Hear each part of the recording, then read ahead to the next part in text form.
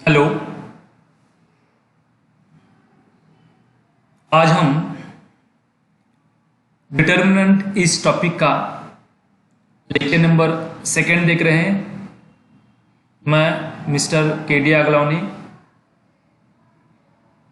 इस लेक्चर में हम डिटर्मिनेंट को एक्सपांड कैसे करते हैं और अगर डिटर्मिनेंट के जो 9 नंबर्स हैं उसमें अननोन्स वेरिएबल होगा तो उसकी जो वैल्यू है वो कैसे निकालनी है उसके बारे में जानकारी लेंगे।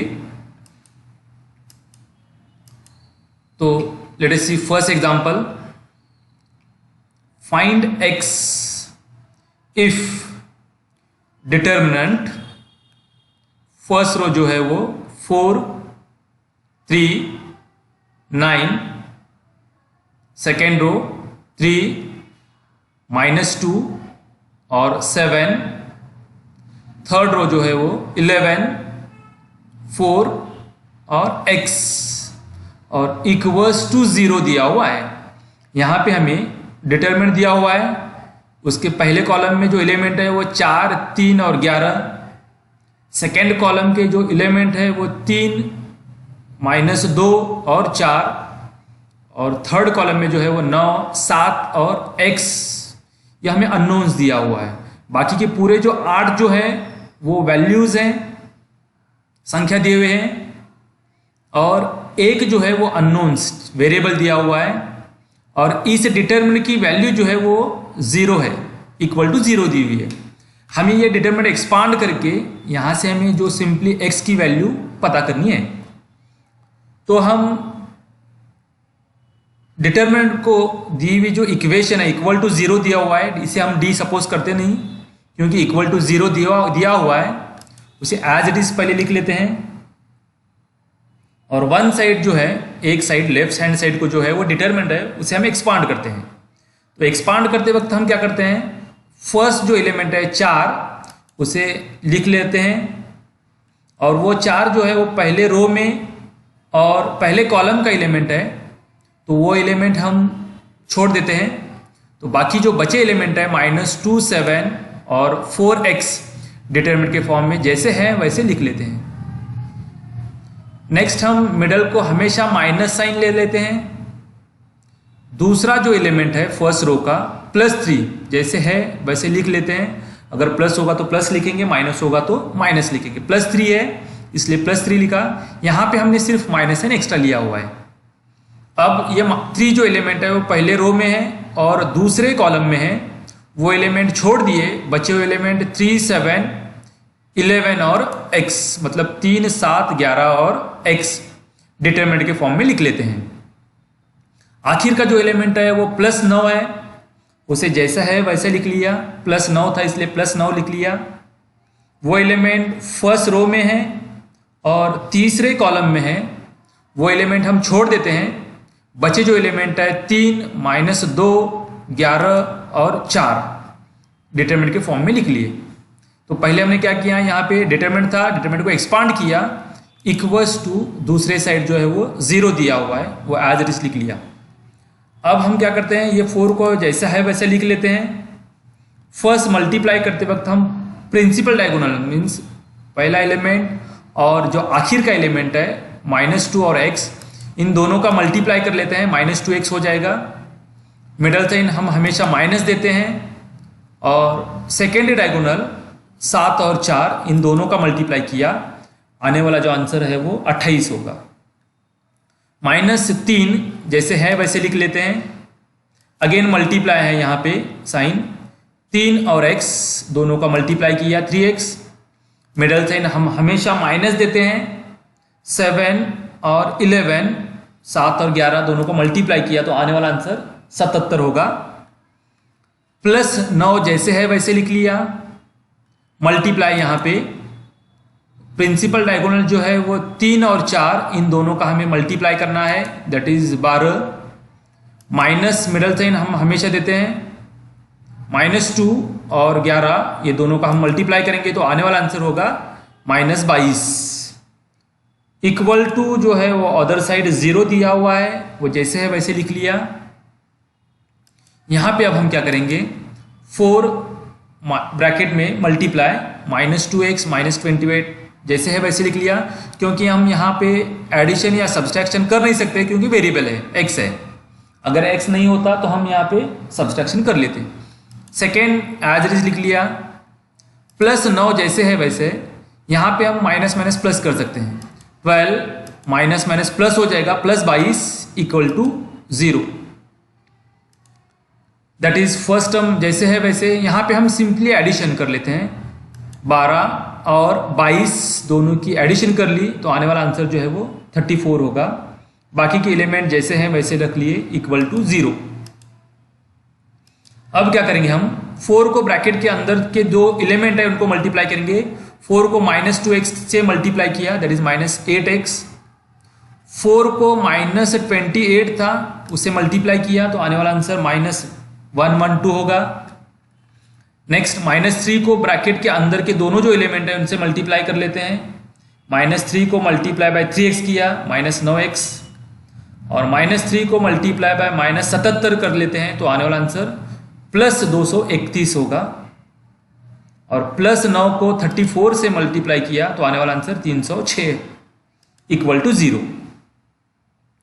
अब भी हम क्या कर लेते हैं, x के दो टर्म है, एक -8 और -9, इन दोनों की सब्सट्रैक्शन है, कर लेते हैं। -8 और -9 दोनों का आंसर -17 x की टर्म है, -17x।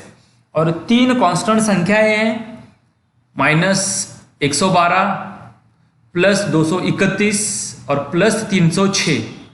इनका आंसर जो है वो +425 होगा, = 0। हमें यहाँ से x की वैल्यू फाइंड आउट करनी है तो -17x जैसे है वैसे 425 जो प्लस है वो इक्वेशन के दूसरी साइड को ले लिया तो प्लस का माइनस हो जाएगा, -425 होगा।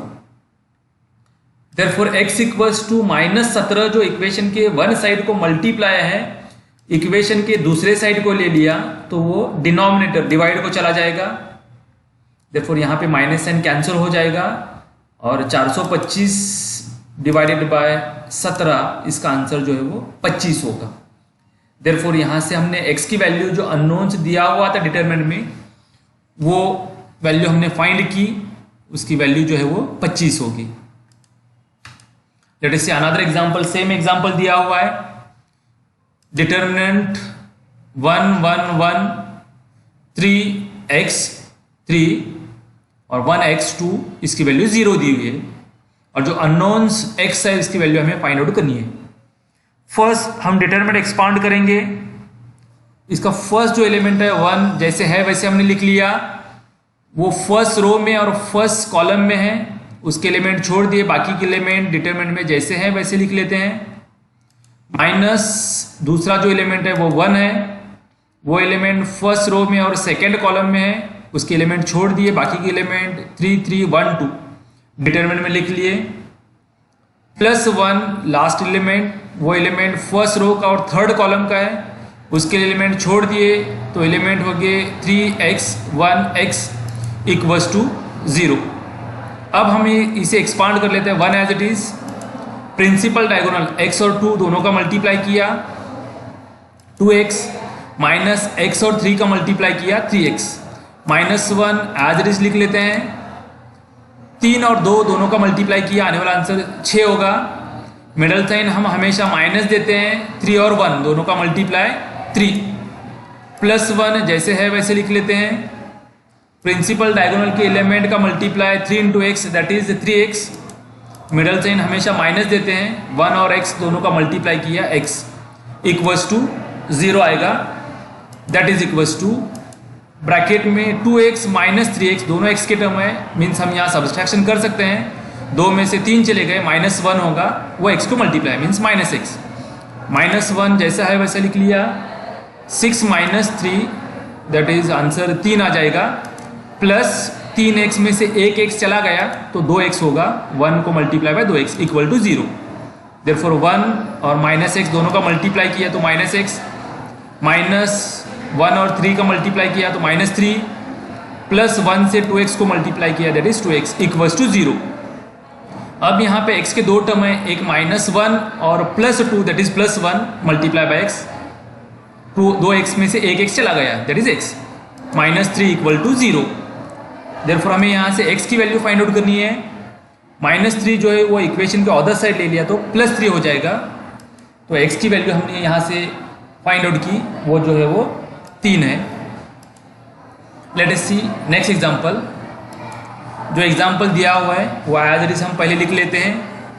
पहली रो जो है वो 1x² सेकेंड रो 1 2 4 और तीसरी रो 1 3 9 इक्वल टू 0। पहले हम डिटरमिनेंट को एक्सपांड करते हैं। पहला एलिमेंट जो है वो 1 एज इट इज लिख लेते हैं।